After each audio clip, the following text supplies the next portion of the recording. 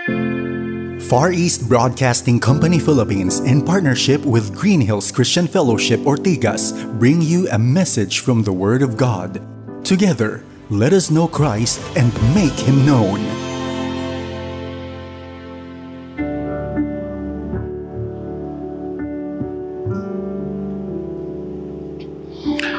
Mapagpalang hapon po sa inyong lahat.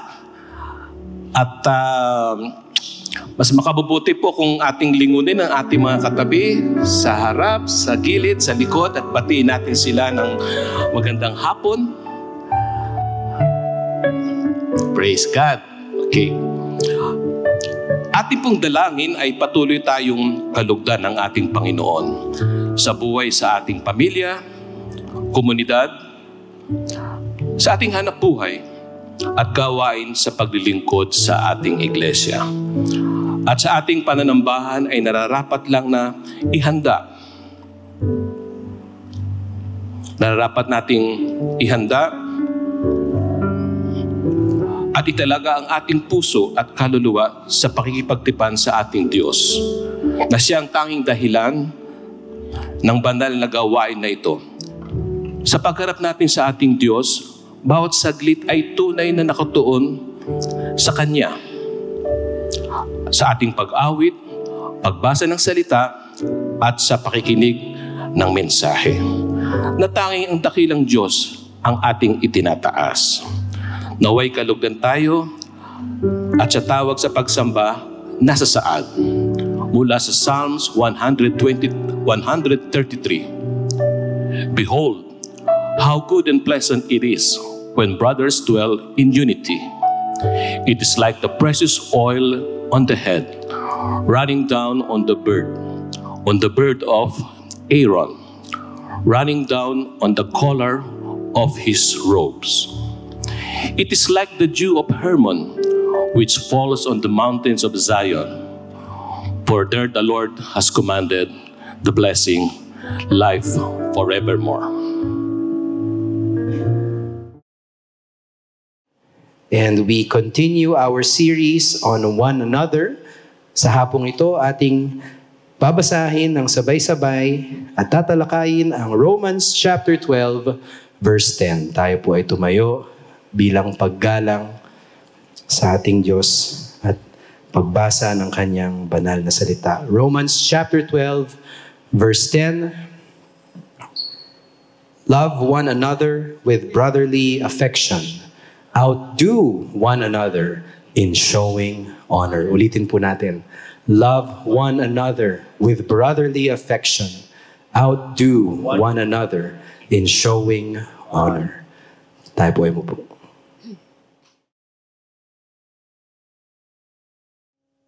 Magandang hapon po sa kanilang lahat. Malaking karangalan po ulit na makabalik dito sa ating Filipino worship at magbigay ng salita ng Diyos sa inyong lahat. Ang ating pong seryeng pinagdadaanan ngayon ay ang tinatawag nating the one another commands of the Bible. Ito po ang mga paraan na tayo ay makikitungo sa isa't isa. Kasi po alam natin na dapat tayo ay magmahalan. Ngunit parang malabo po isipin, paano yun? Kaya po ang ginawa ng Biblia, bukod sa sinabi sa atin na mahalin ang isa't isa, nagbigay din siya ng mga direksyon kung paano ito gagawin. At ang lahat po ng mga tinatawag nating one another commands, ang mga one another na utos sa Biblia, ay iba't ibang paraan ng pagpapakita ng pagmamahal. Sa dapat nating ibigay sa isa't isa sa loob ng pamilya ng Diyos. Alam niyo man po ito hindi, tayo ay nasa loob ng isang pamilya. Pamilya po tayo. Maaaring hindi tayo magkamukha, maaaring mas mga gwapo at magaganda kayo, pero magkapamilya po tayo. At ako po, tuwing naririnig ko yung salitang pamilya, marami ako magandang alaala ng aking sariling pamilya. Kasi po, 6 kaming magkapatid. No? At alam niyo po, maganda pag marami kayong magkapatid. Siguro yung iba sa inyo, mas marami pa. Siguro sabi niyo, ay wala yan, pastor, kami 12. O sige na. Kami 6 lang. Tapos, ako po nung kabataan namin ay mahilig kumain. At kapag ang nanay ko nagluto, halimbawa ng omelette, no? 6 na bahagi yan. Isa sa bawat anak. 6. mahilig po ako manlamang noon. Kapag malaki yung isang omelette, bawal pong kainin nyo na hindi pa nananalangin, mapapalo ka sa puwet. Ang gagawin ka po, habang hindi nakatingin yung aking magulang, kukunin ko yung pinakamalaki. Tapos didilaan ko ng gano'n. Sasabihin ko sa mga kapatid ko, akin yan, huwag yung gagawin, may laway ko na yan. Ano? Kaya po ako tumaba ng kabataan at bumawi na lang sa kapayatan ngayong katandaan. Ngunit yan po mga alaala ko sa aking mga kapatiran. At ang pamilya po, hindi naman lagi tayong nagmamahalan. Minsan nag-aaway din, no? Lalo yung magkakapatid. Ngunit kahit anong mangyari, kayo ay iisa. Kasi may iisa kayong pinanggalingan, hindi po ba? At yan po ang gusto kong ituring sa ating pag-aaralan ngayong hapon. Pamilya. Ang pagkakaroon ng pamilya ay isang magandang biyaya. At kahit walang perpektong pamilya, pamilya man na sinilangan natin, o pamilya tinatawag nating simbahan, walang perpekto po. Ang kaligayahan dito ay laging lamang sa mga kalungkutan. Hindi po ba? Katulad po ng pinagdaanan ko. Kahit hindi naman po kami lagi magkasundo ng aking mga kapatid, mas marami pa rin ang kaligayahan namin na tawanan kaysa iyakan. At kung sakaling hindi ka nais-nais ang mga alaala ninyo ng pamilyang sinilangan, kasi po merong ganoon, katulad po last week, Mother's Day, lagi pong may pupunta sa akin pagkatapos, no? At sasabihin niya, Pastor, pasensya ka na ha? Minsan English po, no? Pasensya ka na, ngunit ako, hindi maganda alaala ko pag Mother's Day. Iba-ibang dahilan. Yung iba dahil hindi po perpekto yung kanilang magulang. Hindi po maganda alaala na. Iba naman, sila yung magulang. At ang tingin nila, hindi sila naging perpektong magulang. May mga ganon. Kung ganyan po ang totoo para sa inyo, ay mas lalo pong mahalagang makinig kayo. Kung meron kayong kalungkutan tungkol sa inyong pamilyang sinilangan, meron kayong isa pang pamilya na maaring kapalit o katumbas nun ang tinatawag nating simbahan. Ganyan po ang Panginoon. Manalangin po muna tayo. Manaming Diyos, salamat po sa pagkakataon na tingnan muli ang isa't isa bilang pamilya. Panginoon, iba-iba po kami. Merong mga malakas ng katawan, merong mga kapansanan. Ngunit, Panginoon, iisa kami sa harap ninyo. Kami ay magkakapatid. Lalo na kung kaming lahat ay isinilang muli dahil kay Jesucristo. Pagpalain niyo po ang pag-aaral ng iyong salita, Panginoon. Naway ito ay magamit namin sa aming buhay. Naway hindi ito lamang ay para sa aming pag-iisip, sa katalinuhan lamang. Ngunit sana magbago ang paraan ng aming pamumuhay dahil makikinig kami sa inyo at hihingi ng tulong sa inyong banal na Espiritu na magamit ito sa aming pang-araw-araw na buhay. Tulungan niyo po kami, Panginoon. At salamat na alam namin gagawin niyo yan. Sa ngalan ng Jesus, Amen. Amen. Ano ba ang tunay na kahulugan ng pag-ibig ayon sa Biblia? Tayo po ay magkakaroon ng sarili nating kahulugan. Okay po? Tungkol sa pag-ibig. Ano nga ba ang kahulugan ng pag-ibig kung ang Biblia ang basihan? Ito po, nakalagay po yan sa inyong mga bulletin. Ang pag-ibig sa Biblia ay pagsasakripisyo ng sarili tungo sa ikabubuti ng tatanggap nito. Pagsasakripisyo ng sarili. Pastor, wala naman ako nakitang Bible verse na ganyan ang pagkasabi. Wala naman po na eksaktong ganyan ang sinabi. Ngunit ipinakita. Hindi po nakasulat, ipinakita ng buhay ng isang tao. Sino po yan? Si Jesucristo. Halimbawa po, yung salitang ang pagsasakripisyo ng sarili tungo sa ikabubuti ay pinakita ni Jesus sa Romans 5:8. Sabi po dito, ngunit ipinakita ng Diyos sa atin ang kanyang pag-ibig sa ganitong paraan. Kahit nung tayo'y makasalanan pa, namatay si Kristo para sa atin. Yan po. Ang pag-ibig ay pagsasakripisyo ng sarili tungo sa ikabubuti. Saan naman dito yung sa ikabubuti ng tatanggap nito? John 3:16. Sabi po ng John 3:16, ganito ang pag-ibig ng Diyos sa sanlibutan. Ibinigay niya ang kanyang bugtong na anak upang ang sinumang sumampalataya sa kanya ay hindi mapapahamak, kundi magkakaroon ng buhay na walang hanggan. Sa ikabubuti ng tatanggap nito. Kaya po yan ang ating kahulugan ng pag-ibig ayon sa Biblia. Ang pagsasakripisyo ng sarili tungo sa ikabubuti ng tatanggap nito. Mga kapatid, ang Kristiyano nagmamahal, ang sabi ng ating binasa kanina, Romans 12:10, ang Kristiyano nagmamahal ay hihigit sa lahat sa paggalang sa iba. Kung sinasabi ko po na ako ay Kristiyano, at kung sinasabi ko na ako ay nagmamahal, ako po ay hihigit sa lahat sa paggalang sa iba. Mga kapatid, hindi po ito karaniwan. Hindi po ito normal. Alam niyo po bakit? Kasi isinilang po tayo. Bawat isa sa atin, isinilang na makasarili. Mula nang tayo ay iniluwal sa mundong ito, nang lumabas tayo sa ating mga ina, anong unang-unang ginawa po natin? Tayo ay umiyak. Anong ibig sabihin ng iyak na yon?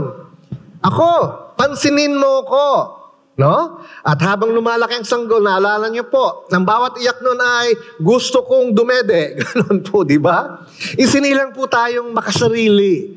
Hindi po normal kahit sa ating mga naging Kristiyano na ang naghihigit sa lahat sa paggalang sa iba. Kailangan po nito ang presensya at kapangyarihan ng banal na Espiritu. Kung wala po si Jesus sa buhay natin, kung hindi pa natin siya tinatanggap bilang sariling tagapagligtas, hindi natin kaya ito. Nahihigit tayo sa lahat sa paggalang sa iba. Ngunit dahil alam ko pong karamihan sa atin na nandito ngayon, o baka lahat po tayo, siya nawa, pati po yung mga nakikinig natin kapatiran online, siya nawa tayo ay tumanggap na kay Jesus.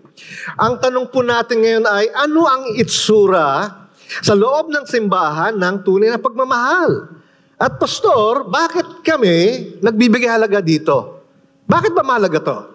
Sagutin natin ang unang tanong. Ano ang itsura ng pagmamahal sa ibang Kristiyano sa loob ng simbahan? Ito po yung binasa natin kanina. Sabi po ng binasa ni Pastor Migs kanina, magmahalan kayo bilang magkakapatid sa Romans 12:10. Magmahalan kayo bilang magkakapatid. Sa salitang Griego po, na kung saan natin kinuha ang ating mga Biblia, ang salita po na magmahalan ay philostorgos. Magmahalan sa isa't isa ay philostorgos. Ang philostorgos po ay ginagamit sa pagmamahal sa loob ng isang pamilya. Ang ibig sabihin po ng philo ay family, love, philostorgos. At ang pagmamahal naman bilang magkakapatid ay Philadelphia. Pagmamahal sa isang kapatid. Kasi po ang phileo ay pagmamahal sa kaibigan. Adelphos naman po ay pagmamahal sa isang kapamilya. Kaya pag pinagsama natin itong dalawang ito, nandiyan naman po yan sa inyong outline. Philostorgos at Philadelphia, ang sinasabi lamang po ni Apostle Paul ay, kung ikaw Kristiyano ka at magmamahal ka, huwag kang magmahal ng katamtaman o karaniwan. Mahalin mo yung mga kapamilya mo sa simbahan, na kapamilya mong espiritual na parang kapamilya mo sa dugo. Iyan pong sinasabi ni Apostol Pablo, ni Apostle Paul. Huwag karaniwan, huwag katamtaman magmahal. Mahalin mo ang pamilyang espiritual na parang sila ay kapatid mo sa dugo talaga. Kaya nakikita niyo po ang gusto sabihin ni Apostle Paul. Hindi po katamtaman lang ang ating pagmamahal. Hindi po pinipigilan yan. Ipinapakita nito ang kahalagahan ng pagtingin sa simbahan bilang isang pamilya. Ang lokal na simbahan ay ang ating malapit na pamilya. Para ding tayo yan. Isinilang tayo sa isang pamilya, hindi po ba? May nanay, tatay, mga kapatid. Yan po ang ating tinatawag na sa English, immediate family. Ang local church po, ang simbahan katulad ngayong hapon, ang ating pagsasama ay sa English, immediate family or ang malapit na pamilya. Nanay, tatay, magkakapatid. Kaya minsan siguro ang tingin niyo sa inyong mga pastor, mga elder, yan po ang mga kuya at tatay ninyo. Immediate family at kayo po tayong lahat magkakapatid. Ngunit ang tunay nating ama ay hindi po si pastor, hindi rin yung elder. Yun po ay ang ama nating Diyos. Siya po ang ating Father. Kaya po tayo isang family, isang malapit na pamilya. At ang pangkalahatang simbahan o sa English, ang universal church, ay ang ating pinalawak na pamilya. Ano po yung ating extended family? Pag sinama natin si lolo, lola, auntie, uncle, pamangkin at pinsan, extended family yan. At tayo pong mga Pinoy, no? Tayo po ay magaling dyan. Di ba? Minsan po ang sinasabi ni lolo at ni lola ay napakahalaga sa atin at dapat lang. Kaya po, ganun din po ang ating inihahambing. May mga kapatiran tayo sa isang simbahan. Hindi naman tayo lang ang tamang simbahan, hindi po ba? Marami din pong simbahan na tunay na mahalaga sa Diyos, hindi lamang tayo. Yung mga kapatiran doon ay ating pinalawak na pamilya. Yun po ang ating isipin. Kaya kung tayo po ay gagawa ng mabuti, unang-una po sa ating malapit na pamilya at pagkatapos niyan sa pinalawak na pamilya. Ikalawa, itinatampok nito ang pangangailangang linangin ang magiliw na pagmamahal na angkop sa isang pamilya. Sa madaling sabi po, tulad nga ng sinabi ko ng mas maaga, dapat pag magmahal tayo sa mga kapatiran, hindi pangkaraniwan o katamtaman. Naalala niyo sinabi ni Apostle Paul? Magmahal kayo sa isa't isa dito, sa simbahan ito, sa samang espiritual, na parang kadugo ninyo. Ganun po ang kagustuhan ng Panginoon. Ngayong nasabi na natin kung ano ang itsura ng pagmamahal sa ibang Kristiyano sa loob ng simbahan, ang ikalawang tanong po ay mahalaga rin. Sa katotohanan po, baka mas mahalaga ito. Ito po yung sa English, yung why. No? Alam na po natin yung what. What does loving look like? Now, why? Bakit natin kailangan gawin to? At mahalaga ito kasi minsan kahit alam natin kung ano, ayaw natin gawin. O sige, tingnan po natin yung mga biyaya. Ano mga pagpapala, mga biyaya ng pakikitungo sa isa't isa bilang pamilya? Unang-una po, ito ay nagpapatunay na ang Diyos ang ating Ama. Iisang ating Ama. Hindi po si pastor. Malinaw po yan. Huwag tayo magkamali dyan. Ang Ama natin ay ang Diyos Ama. At ang nagbigay ng karapatan sa atin upang maging anak ng Diyos ay walang iba kundi si Kristo Jesus. At tayo ay bahagi ng kanyang pamilya kapag nakikita natin na tayo nagmamahal sa isa't isa. Sa batas po, minsan kapag merong pinagtatalunan na kung sino ang tunay na ama ng isang anak, tawag po natin, ginagawa natin minsan ang tinatawag nating paternity test. Opo, ito po ay gumagamit ng DNA paternity test. Kaya tinanong ko po yung aking abogadong anak kaninang umaga, yung DNA paternity test ba? Meron ba yung mga pagkakataon na hindi tatanggapin ng korte? Sabi niya, pag yan ay inuutos ng korte, at ikalawa, yan ay ginawa ng isang katiwa-tiwalang organisasyon, sabi ng anak ko, tinatanggap yan ng korte. Kumbaga, very accurate. Kaya ako po tinanong yung, kasi gusto ko po malaman, ano yung DNA paternity test ng isang Kristiyano? Alam niyo po kung ano yun? Pag nagmamahal tayo sa isa't isa. Hindi po normal yan. Tuloy lang sabi ko, normal po sa atin mahalin sarili. Normal sa atin na tayo ay makasarili. Yan po ang taong wala si Kristo sa puso.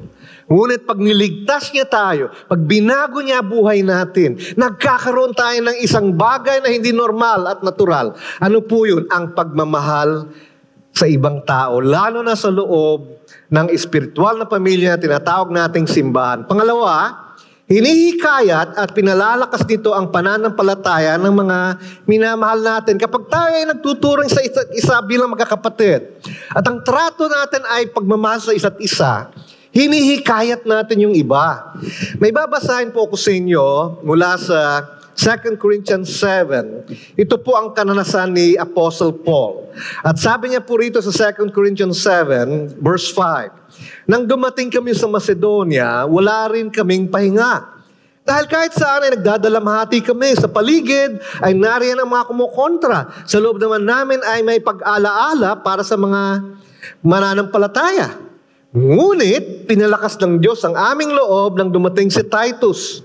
Tunay na pinalakas ng Diyos ang mga nalulumbay.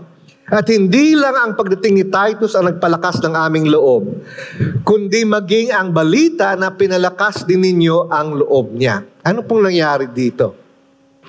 Tinutukoy po ni Apostle Paul, dumaan po siya sa malaking kahirapan. Hindi po natin alam kung ano yun. Basta sinabi niya lang, mabigat po yung kalooban niya. Nasa Macedonia siya. Siguro marami siyang problemang hinahawakan. At nung sa gitna ng kanyang kalungkutan, dumating si Titus. At may mabuting balita na siya ay trinatong mabuti ng mga taga-Korinto, ng Corinthian Church. At dahil ang Corinthian Church ay trinato ng mabuti si Titus, si Apostle Paul na nalungkot, nalulumbay, ay nahikayat, na-encourage. Alam niyo po ba kung bakit pumunta si Titus sa Corinthian Church? Kasi sumulat si Apostle Paul ng isang mabigat na liham. Kinagagalitan niya yung Corinthian Church. Yun po yun. Wala po tayong kopya ng liham na yun. Ngunit tinuturing siya ni Apostle Paul sa buong 2 Corinthians. At dahil nababahala si Paul na baka masyado niyang nasaktan yung Corinthian Church, pinauna niya si Titus. Siguro sinabihan niya, alam mo, ang tindi ng sinulat ko sa kanila kasi kailangan nilang mapagsabihan na ng matindi. Sabi kay Titus, mauna ka ha? At yun, nauna si Titus sa Corinthian Church. Siguro kinakabahan si Paul. Ano kaya? Baka ayaw na nila ako makita, magpakailanman. Ngunit, pagdating ni Titus sa Corinthian Church, sila po ay nagsisi ng kanilang mga kasalanan. Kung ano man ang sinabi ni Paul na itigil nyo, itinigil nila. At hindi lang yon, tulad po ng binasa ko, trinato nila ng mabuti si Titus. Kaya nang si Titus, pumunta kay Apostle Paul na nagdadalamhati, maraming problema. Sabi ni Apostle Paul na wala yung aking kalumbayan dahil sa pagdating ni Titus. Ano pong mensahe nito? Kapag tayo po ay tumatrato ng iba na binibigyan natin ng halaga, hindi lamang isang taong tinutulungan ninyo. Halimbawa po, pagkatapos nitong pagtitipon natin, halimbawa po tayo ay mag-closing prayer na at uwian na sa kwentuhan ninyo. Meron kayong nahikayat, no? Meron kayong na-encourage. Akala nyo yun lang ang tinulungan nyo? Hindi po. Kasi yung natulungan ninyo ay maaaring umalis, hindi kayo magkita at may tutulungang iba. Katulad po na nangyari kay Apostle Paul at Titus. Yung simbahan, hinikayat si Titus hinikayat si Apostle Paul, at hanggang ngayon hinihikayat po tayo ni Apostle Paul. Nasundan niyo po yung sinasabi ko. Hinihikayat at pinalalakas ng pagmamahal sa isa't isa ang pananampalataya ng ibang kapatiran. Ikatlo, nililuwalhati nito si Jesus bilang ang siyang nagbibigay daan sa atin na gawin ang lahat ng ito. Sabi ko nga po, hindi natin kaya magmahal ng isa't isa kung wala ang banal na Espiritu sa puso natin. Hindi po ito normal. Hindi po ito karaniwan. Ito po ay himala na ginagawa ng Diyos sa buhay natin. Kapag binabago niya tayo sa ating kalooban sa pamamagitan ng banal na Espiritu, at habang tayo nagbabago, sinasalamin po natin si Kristo mismo. Nakikita siya sa buhay natin. Sa English po, when we become Christ-like, we give glory to the Lord Jesus. Siya po ay naluluwalhati. Kasi nakikita ng taong buhay natin na sasabihin na, kilala ko yan eh. Yan yung dati sa pinakasungit at palaaway na taong kilala ko, abay nagbago. Yan po ang ating tinuturing dito. Kapag tayo ay matuto at marunong magpakita ng pagmamahal sa isa't isa, niluluwalhati nito si Jesus bilang ang siya nagbigay daan sa atin na magbago. Yan pong sinasabi ng Ephesians 4:32. Maging mabait kayo at mawain sa isa't isa, at magpatawad kayo sa isa't isa gaya ng pagpapatawad ng Diyos sa inyo dahil kay Kristo. Bakit dapat natin tratuhin ng tama ang iba?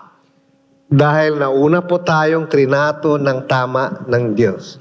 Ephesians 4:32, yan po ang sinasabi sa atin. Ikaapat, kapag tayo po ay nakikitungo ng may pagmamahal sa kapatiran, inaakit nito ang mundo kay Kristo at kung ano ang kaya niyang gawin para sa kanila. dahil sa grasya. Sa madaling salita po, nagiging mabuting halimbawa po tayo sa mga hindi pa mananampalataya. Kasi po, isipin nyo lamang ito. Ito pong simbahan natin ay nandito po sa tinatawag nating Ortigas Business District. At alaman natin to o hindi, ang atin pong simbahan ay minamasdan. Minamasdan po tayo itong mga kapitbahay natin. Ano po ang ating patotoo sa ating mga kapitbahay kung tayo nag-aaway-away? Sasabihin nila, bakit nyo kami inaakit dyan? Nangungumbida pa kayo. Away naman kayo ng away. Ayaw namin dyan. Mamaya pagdating namin kami awayin nyo. Ngunit, kung naririnig po ng ating mga kapitbahay, yung mga residential condo, corporate buildings dito, na sa loob ng simbahang ito na hindi perpekto, nagmamahalan tayo sa isa't isa. Alam niyo po, pag tayo ay nag-anyaya sa kanila, sabihin na, nga, baka subukan ko yan. Kasi, balita ko, grabe magmahalan mga tao dyan. Ako, puro problema sa opisina, puro problema sa bahay. Baka naman meron dyan para sa akin. At siya nawa matagpuan nila si Jesus. Nasundan niyo po yung sinasabi ko. Yun po ang sinasabi natin dito, inaakit nito ang mundo. Pag nagmamahalan tayo kay Kristo. Ito pong sinasabi ng Matthew 5:16. Pagliwanagin ninyo ang inyong ilaw sa mga tao. Sabi ni Jesus, upang makita nila ang mabubuting gawa ninyo at pupurihin nila ang inyong amang nasa langit. Isa po ito sa aking mga favorite verses kabataan ko. Let your light so shine before men, that they may see your good works and glorify your Father who is in heaven. Kapag maganda po ang ating patotoo sa mundo, inaakit nito ang mundo kay Kristo. Pag tayo ay nagmamahalan sa isa't isa. Ikatlo po, hindi po mahaba ngayon ang ating mensahe. Ano ang isang mahusay na paraan upang ipakita ang ating pag-ibig sa ibang Kristiyano? Kasi po maraming paraan. Kaya nga po, ang one another commands ay higit 20. Sa Bagong Tipan lang yon, higit 20 po ito. Ano ang isa sa mabuting at mahusay na paraan upang ipakita ang pag-ibig sa ibang Kristiyano? Ito rin po ang binasa natin kanina. Pahalagahan ninyo ang iba ng higit sa pagpapahalaga nila sa inyo. Sa madaling sabi po, huwag tayo magpalamang. Dapat tayo ay humihigit sa iba, hindi sa pagalingan, ha? Hihigit tayo sa iba sa pagpapahalaga sa kanila. Sa pagbibigay halaga sa kanila, mararamdaman nila ito. Kaya po, ang ikalawang sugnay, ngayon ko lang po na-enkwentro itong salitang sugnay. Napakalalim, ano? Sa English, the second clause, yung ikalawang bahagi po ng ating verse, ay nagpapaliwanag dun sa unang bahagi ng ating verse sa Romans 12:10. Kaya po, aayusin ko ng konti, no? Aaregluhin ko yung order niya para makita ninyo anong ibig sabihin nito. Sabi po, at nakalagay naman po ito sa ating bulletin, higitan ng isa't isa sa pagbibigay ng karangalan bilang isang paraan ng pagpapakita ng pag-ibig, ng pagkakapatid sa inyong pagmamahal sa pamilya. Paano maramdaman ng mga kapatiran sa simbahang ito na mahal natin sila? Sinabi po rito, higitan ng isa't isa sa pagbibigay ng karangalan. Kaya po, ibig sabihin yan, kapag nagkita tayo at may masasabi akong mabuti tungkol sa inyo, hihigitan ko kayo sa pagbibigay ng parangal sa iyo. Kaya sabi ko po, hindi normal ito eh. Kasi po, ang normal sa atin ay, ako, pansinin mo ko. Dapat tingnan mo yung kagalingan ko. Dapat sabihin mo, pansinin mo. Ganun po tayo. Kung wala si Kristo sa puso natin. Yan po ang tinatawag nating the natural man or old nature. Ngunit kung tayo ay mananampalataya na hindi na po ganoon. Baliktad na po. Ayon sa Philippians 2:3 at babasahin ko po muna ito sa Ingles. Sabi po sa Philippians 2:3, do nothing from selfish ambition or conceit, but in humility count others more significant than yourself sa Tagalog dahil ikaw ay mapagkumbaba. No? Hindi ito ituring. The word count, kung Tagalog ituring, ay hindi kompleto. Hindi po ito ituring lang. Tratuhin. Tratuhin mo ang iba na mas mahalaga kaysa sa iyo. Halimbawa, pupuntahan ko yung aking kaibigan si Elder Piping. Sasabihin kay Elder Piping, Elder Piping, ikaw ay aking itinuturing na kapatid. O, pagkatapos hindi siya kakausapin ng 5 taon. Anong ginawa ko? Nagsabi ako ng hindi katotohanan. Kasi, tinuring ko siya, pero hindi ko siya itinrato. Ang sinasabi po ng ating verse, Philippians 2:3, ay hindi mo lang ituring, tratuhin mo. Kaya kung kapatid ko si Elder Piping, anong gagawin ko? Kakausapin ko siya, magkikwentuhan kami. Kami ay kung may pagkakataon magsama, magkikwentuhan, at kaming sa isa't isa ay dadalangin para sa isa't isa. Yan ang sa mga magkakapatid, hindi po ba? Ganun po ang sinasabi ng Philippians 2:3 na nagpapaliwanag naman po ng ating pinag-aaral ngayong hapon sa Romans 12:10. Pahalagahan ninyo ang iba ng higit sa pagpapahalaga nila sa inyo. Ngayon po, sa salitang Griego na naman, nagpapahiwatig po ito ng kompetisyon. Kaya po sa English, outdo. Manalo ka, lumamang ka, humigit ka. Outdo one another in honoring each other. Sa madaling sabi po sa Tagalog, dapat nating higitan ang ibang kapatiran sa pamamagitan ng pagpaparangal. Dapat nating purihin, kilalanin, at magpakita ng espesyal na atensyon sa ibang tao na higit sa matatanggap natin mula sa kanila. Kaya po, para po sa ating ngayong hapon, ako po ay magbibigay ng kahulugan ng paggalang. Kasi alam ko po, tinatanong nyo na ngayon yon. Pastor, ano ba ibig sabihin ng paggalang? Kaya po atin pong bibigyan ito ng kahulugan. Ang paggalang po ng kapwa Kristiyano ay ganito. Hanapin mo ang tunay na kapuri-puri sa Kanya. No? Sa English, look for what is genuinely commendable. Huwag po tayo magsinungaling. At huwag natin tawagin ang mali na tama. Hanapin mo yung tunay na kapuri-puri. Halimbawa po, kung ang ating kaibigan, no? Kapatiran dito ay mahilig umawit. Tapos tinanong ka, ako ba ay dapat sumama sa chancel choir? Kasi hangang-hanga ako sa chancel choir.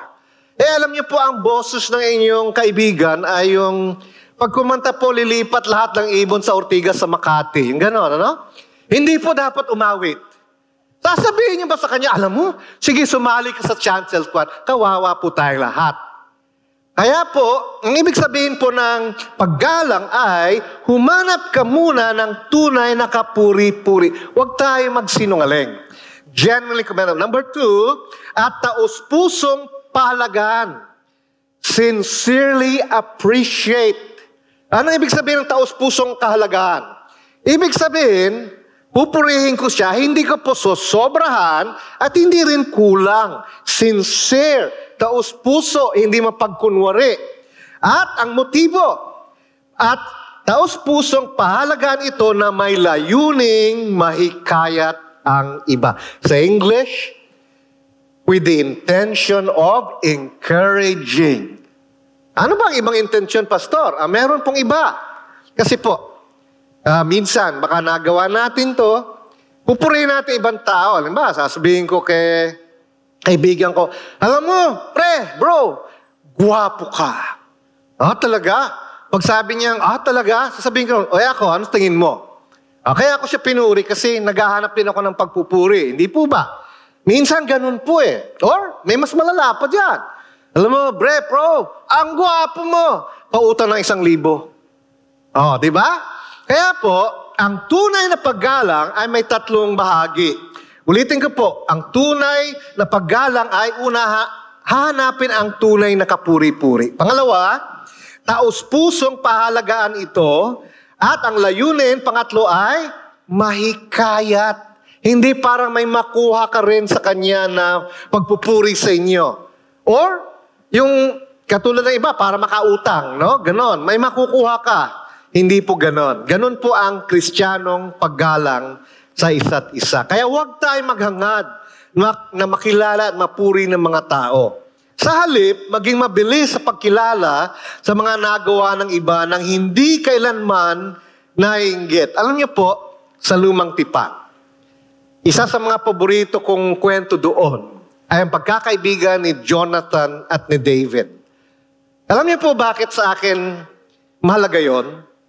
Kasi po, hanga tayo lahat kay David, ano? Kay Haring David. Ngunit kung pag-aaralan niyo po ang buhay ni Jonathan, dapat po hangaan natin siya ng katulad ng paghanga kay David o maaaring masigit pa. Alam niyo po ba kung bakit? Si Jonathan po ay anak ni Haring Saul, King Saul. Siya po ang next in line sa throne. Siya po ang susunod na papalit sa kanyang amang hari. Ngunit si Jonathan ay isang tagapagsunod ng Diyos. He was a follower of God. Nung nalaman niya na si David ang hinirang ng Diyos na maging hari, siya ba ay nagsabi sa Diyos, bakit ka ganyan? Ako anak ng hari, dapat ako, hindi po. Hindi lamang niya tinanggap yon na ebidensya ng kanyang pagkatao na mabuti. Hindi lamang niya tinanggap ang paghirang ng Diyos kay David, tinulungan niya pa si David at kinaibigan. Kaya ba natin gawin yon? Ikaw ang dapat magiging hari. Tapos, imbis na ipapatay mo, katulad ng ginagawa ng tatay niya, si King Saul, gusto niya ipapatay si David.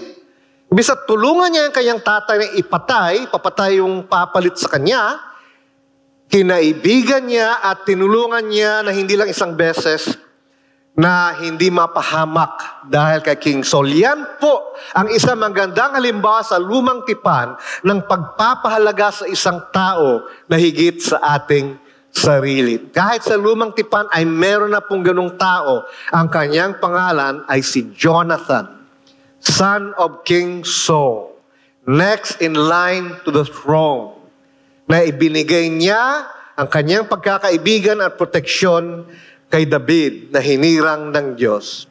Isa pa po, ipakita natin ang tunay na pagpapahalaga at paghanga. Maging alisto po tayo sa kung ano ang ibinibigay ng iba at parangalan sila. Balikan po natin yung halimbawang binigay ko. Halimbawa po, yung kaibigan nating sintonado. Ano po? Na kahit anong nangyari ay hindi talaga titigil na maging sintonado. May makilala po kung ganun eh. Anong gagawin natin? Habang buhay na lang sabihin natin, huwag ka na mag-choir, pwede ba? Kawawa yung simba. Hindi po. Ang gagawin po natin dapat sa ganung halimbawa ay sabihin natin, di ba? Mahilig ka sa bata? Oo, mahilig ka sa bata. Di ba noon sa dati mong simbahan, balita ako, nagturo ka ng mga bata. Oo, gustong-gusto ko yun eh. Alam mo, naghahanap ng Sunday school teacher yung GCF. Payag ka bang i-train ng ating Sunday school ministry? Ay, siyempre, gusto ko yun. Ayan, i-connect kita kay Teacher Angel. Ayan, yan po. Ano po pakiramdam na kaibigan yung sintonado? Aba, okay itong best friend ko. Hindi niya alam na ayaw mo siya maging choir, ano? Siya ay naging isang mabuti at magaling at masayang teacher ng Sunday school dahil sa'yo. Yan po ang ating tinutukoy ngayong hapon. Ang pagpapahalaga sa isa't isa. Ang pagbibigay ng karangalan sa isa't isa na hindi natural, hindi po ito normal, ngunit kung si Jesus ay nasa puso natin, ganito po ang pagturing natin sa isa't isa. At pag nagagawa natin ito, naalala niyo po ba? Ano ibig sabihin nito? Tayo ay tunay na isinilang muli. Ang ating panghuling hamon po, habang tayo ay matatapos na ay ang Kristiyanong nagmamahal ay higit sa lahat sa paggalang sa iba, tulad po na sinabi natin mula sa umpisa. Hindi ito normal, hindi ito karaniwan, tanging ang presensya at kapangyarihan ng banal na Espiritu ang nagpapaganap nito sa buhay ng isang Kristiyano. Pastor, meron po bang halimbawa sa Bagong Tipan ng isang tao na nagbigay ng halaga sa iba higit sa sarili niya? Ay, meron po. Ang buong Bagong Tipan ay tungkol sa taong ito. Naalala niyo po ba nung nag-aaway yung mga disipulo ni Jesus, nung gabing siya ay aarestuhin? May pinag-aawayan po sila noon. At siyempre, nahihiya silang bagitin kay Jesus na nag-aaway sila. Ano po ba pinag-aawayan nila nung gabing yon? Kung sino ang dapat mamuno sa kanila. Sino ang pinakamagaling? Sa English, who is the greatest? Yan, 12, nagtatalo. Sino dapat ang pinakamagaling sa atin? Sino dapat ang namumuno? At syempre, hiyang-hiya sila humingi ng tulong kay Jesus kasi napakamakasarili. Ano pong ginawa ni Jesus ayon sa John 13? Kasi bilang Diyos, alam niya yung pinagtatalunan ng mga disciples nung 12, alam niya Alam niyo po ginawa niya sa John 13? Kung bubuklat niyo po yung mga Biblia niya doon, alam niyo ginawa niya? Walang imik. Kumuha siya ng isang tuwalya. Kumuha siya ng isang palanggana ng tubig. At isa-isang nilinis ang paa ng kanyang mga nag-aaway na disipulo. At pagkatapos noon ay sinabi sa kanila, tulad ng ginawa ko sa inyo, gawin niyo sa isa't isa. Anong mensahe niya? Siya na kanilang tagapagmuno, ang namumuno sa kanila. Siya ang leader nila. Siya ang kanilang master. Nililisan niya ang kanilang mga paa. Isang gawain ng pinakamababang alipin. Pinakita niya sa kanila ganito ang buhay ng isang tunay na sumusunod sa Diyos. Hindi kayo dapat naghahanap kung sinong pinakamataas, sinong pinakamagaling, dapat ganitong ginagawa ninyo. Ito po ang ating halimbawa ng taong nagbibigay parangal sa iba higit sa kanyang sarili. At alam po natin, higit sa lahat, pinakita ni Jesus ang pagpapahalaga sa atin nang binigay niya ang kanyang buhay sa krus. Kaya kung tayo ay nandito at hindi pa tayo nagtitiwala kay Jesus bilang sariling tagapagligtas, ito po ay laging pagkakataon, bawat pagkikita po natin. Ito po ay isang pagkakataon na tayo lumapit kay Jesus, humingi ng tawad sa ating mga kasalanan, upang tanggapin siya bilang sariling tagapagligtas. Sa pangwakas po, sabi ng Biblia, tayo ay mga miyembro ng isa't isa. Ayon sa Romans 12:5, bawat isa sa atin ay bahagi ng pamilya ni Kristo.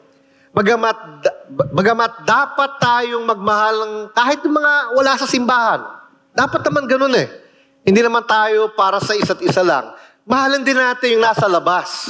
Kahit hindi mananampalataya, sinasabi naman po ng Galatians 6:10, kahit mahalin natin ang lahat ng tao, una at higit sa lahat, dapat nating mahalin ang mga kapatid natin sa pananampalataya. Halimbawa po nakatira ka sa isang bahay, isang pamilya. Okay naman na mahalin mong kapitbahay, hindi po ba? Ngunit sinong uunahin mo? Siyempre yung makakapatiran mo sa loob ng bahay. Ganun po ang prinsipyo na sabi ng Galatians 6:10. Unahin sa pagmamahal ang mga kapatid natin sa pananampalataya. Kaya ito po bilang pangwakas ang aking hamon sa ating lahat. Kasama po ako. Hinahamon ko rin ang aking sarili. Maging pinakamahusay ka sa paggalang sa kapwa Kristiyano. Maging pinakamahusay ka. Huwag ka magpalamang. Kailangan kung may makita ka, alisto ka. Ano kaya ang masasabi ko upang mahikayat ang kapatid na ito sa kanyang pananampalataya? Yun po dapat ang ating ambisyon sa buhay at sa pakikitungo sa isa't isa. Maging pinakamahusay sa paggalang sa kapwa Kristiyano sa loob ng simbahan. At pagkatapos nito, kasi baka tinatanong natin, Pastor, kung gano'n ang buhay ko, ako, ano mangyayari sa akin? Alam mo dapat gawin natin? Ipagkatiwala natin ang pagpaparangal sa atin sa kamay ng Diyos. Ipagkatiwala na lang natin sa Diyos kung paano niya tayo paparangalan. Maaaring hindi sa buhay na ito, ngunit ito ay magiging pinakamagandang karangalan. Ano bakit? Kapag ang Diyos po nagbigay ng parangal sa atin. Ito po ay perpekto. Una. Pangalawa, ito ay walang hanggan. Ang mga tao pag nagparangal sa atin, minsan makakalimutan natin yan eh. Kahit nahikayat tayo, makakalimutan natin. Kaya kailangan pa ulit-ulit. Ngunit kapag ang Diyos ang bigay sa atin ng parangal, perpekto po ito at walang hanggan. Maaring hindi po sa lupang ito. Ngunit kapag nanggaling na mismo sa Kanya, ito po ay perpekto at walang hanggan. Ang mundo po sa labas ay nais na makita ang ganitong uri ng pag-ibig. Alam niyo po bakit? Kasi hindi po normal eh. Bihirang-bihira po ito. Yung tinutukoy natin ngayon, tingin nila dyan, abnormal. Kasi po talaga isinilang naman tayo na makasarili. Kaya kapag ang mundo nakita niya ang isang simbahan na katulad nito, na ang bawat tao ay nagmamahal sa isa't isa. Nakikita niya na nagbibigay parangal tayo sa isa't isa, higit kaysa sa ating sarili. Sasabihin ng mundong sa labas, gusto ko maging bahagi niyan. Kasi nagmamahalan sila. Yun naman po ang sinabi ni Jesus. John 13:35. By this, all men will know you are my disciples if you love one another. Malalaman ng mundo na kayo ay aking mga disipulo dahil kayo ay nagmamahalan sa isa't isa. Kamusta po tayo bilang isang simbahan? Manalangin po tayo. Ama naming Diyos, salamat po sa inyong salita. Salamat ang inyong salita ay hindi lamang maganda pakinggan, ngunit higit sa lahat, ito ay para sa aming kabutihan. Dahil sa laki ng inyong pagmamahal sa amin, dahil sa inyong grasya, gusto ninyo mamuhay kami ng tama. At nawa, Panginoon, makita namin na dahil sa pagmamahal niyo sa amin, kung susundin namin ang inyong kalooban sa inyong salita, kami po ang nakikinabang. Hindi lamang ang iba, kami mismo ay magkakaroon ng biyaya mula sa inyo. Magkakaroon kami ng pagmamahalan sa isa't isa. At ang buhay sa loob ng isang simbahan ay magiging isang pamilya na, Panginoon, magiging katumbas o maaari pang kapalit ng aming mga pamilyang sinilangan. Lalong-lalo na, Panginoon, alam namin sa aming kapanahunan ngayon, maraming nagdaan sa mga mahirap na pamilya. Maraming away, maraming kaguluhan. Panginoon, gawin niyo po ang simbahang ito isang pamilya na lahat ng pumapasok ay makakahanap ng isang tahanan na may kaligayahan dahil iisa ang aming Ama at kayo po iyan dahil kay Jesus. Pagpalain niyo po ang bawat isang nandito, kasama na po ang aming minamahal na nakikinig online. Sa ngalan ni Kristo Jesus ang aming dalangin. Amen at Amen. Tayo po'y manalangin. Salamat, Ama naming Diyos, sa inyong pagmamahal na aming inawit ngayon lang. Thank you, Lord, for your love for us, expressed through Jesus Christ. Nawa, Panginoon, ang inyong pagmamahal na ibinigay sa amin ay amin ding maibigay sa iba. At nawa ito ang inyong maging biyaya sa amin sa aming paglisan sa lugar na ito. Nawa'y mapakita namin kung gaano mo kami minahal. Dahil kami din ay natutong magmahal ng aming kapatiran sa pamilyang ito. Dalangin po namin lahat ito sa ngalan ni Kristo Jesus. Amen at Amen. You've just heard a message from the Word with Green Hills Christian Fellowship Ortigas in partnership with Far East Broadcasting Company Philippines. We hope you can join us next week. God bless you.